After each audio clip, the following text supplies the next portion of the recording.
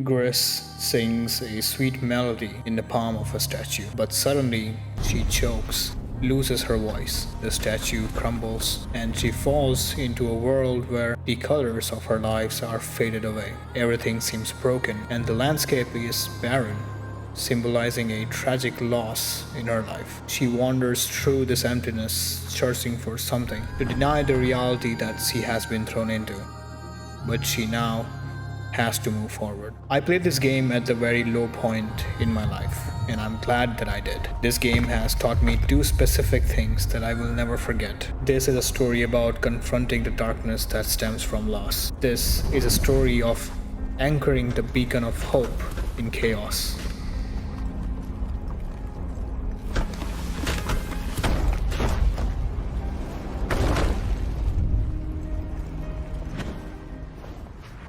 As we know, Gris begins with a loss. A once vivid world lies broken, its colors stolen, its vibrancy reduced to fragile shadows.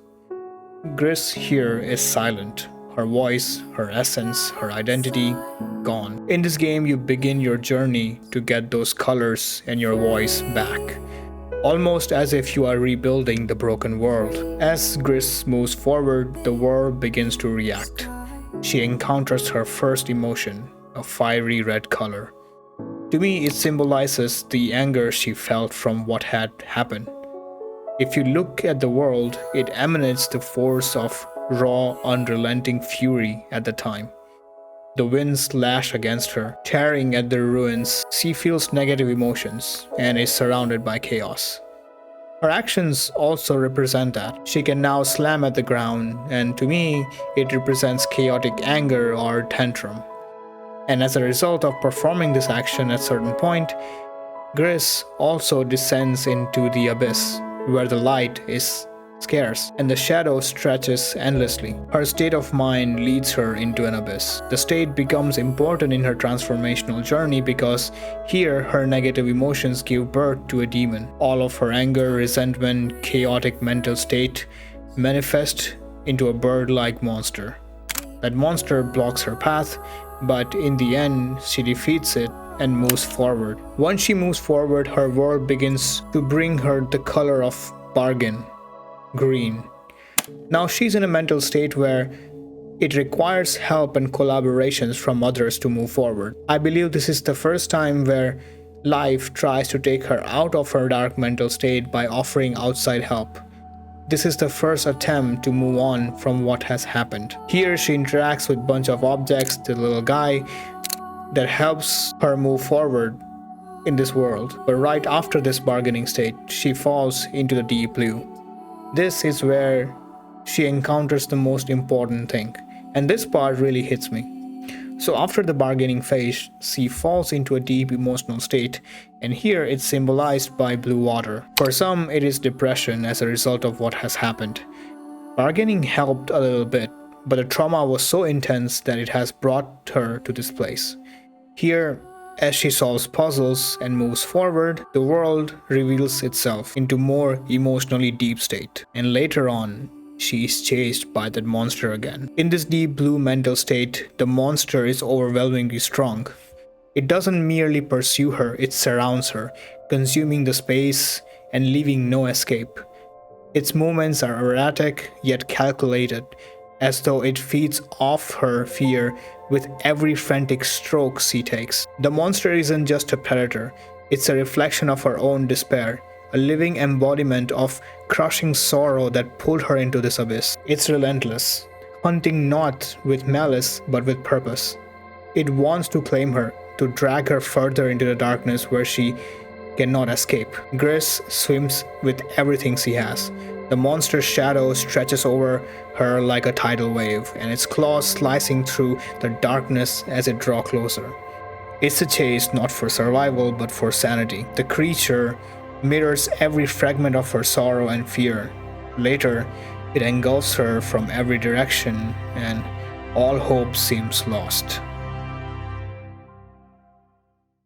But out comes a beacon of hope. Sea turtle, carrying the light of hope on its shell. It moves effortlessly through the chaos, unfazed by that monster, showing her the way forward. The turtle sings a beautiful melody, and to me, it is a promise of comfort in darkness. Grace clings to its lights. The turtle's calm becomes her anchor, a reminder that even in the heart of the abyss, she is not alone. Now, for me, this turtle represents her happiness, dreams, hope, willpower, and determination she had before this tragedy, her colors that she had before this tragedy. It was an anchor of hope for her. It represents what she was before all of this, all of her as a being. So even though she was going through the insanely difficult time, she deep down had this persona of her positive self. That persona of her positive self was this turtle, and it did not die yet. And this persona as a turtle came to help her, to bring her back. This reminded me that it does not matter what I go through, I still have that persona, that positivity inside myself.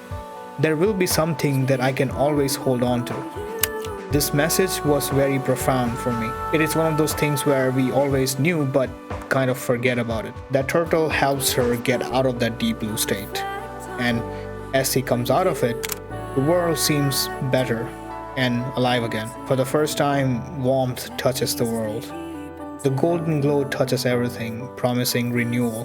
Here you again go through a bunch of things, you solve puzzles, you move forward, but here the world is a lot brighter than how it was before. Things seems more hopeful. It seems like you might have fixed your life. But even here, the shadows creep, and the monster return.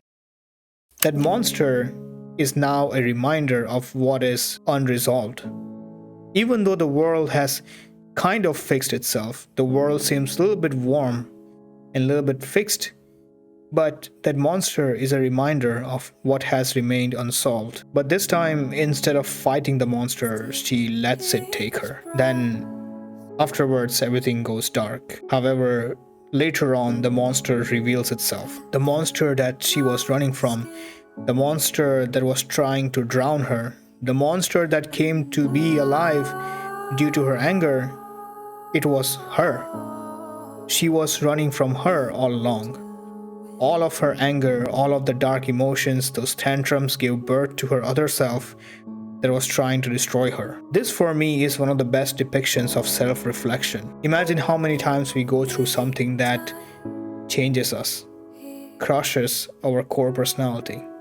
These traumatic experiences makes us behave in a completely opposite way from how we usually behave. We are the one destroying ourselves without realizing it because of these experiences. However, this game to me sends a very strong message that when that happens, you need not let that negative version of you change yourself, and hold on to that anchor of hope.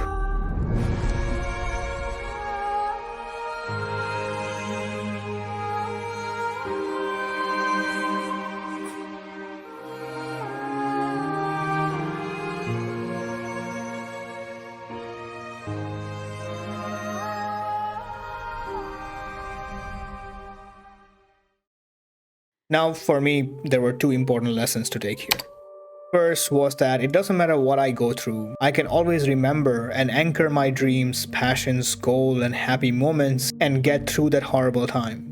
I need to remember that it doesn't matter what I'm going through right now, I still have those things that have a positive impact in my life. And those positive experiences have shaped my life. All of those positivity shaped as that turtle can help me go through these negative times. Those are the things that I need to remember to go forward. For me, that turtle was a huge lesson and a reminder.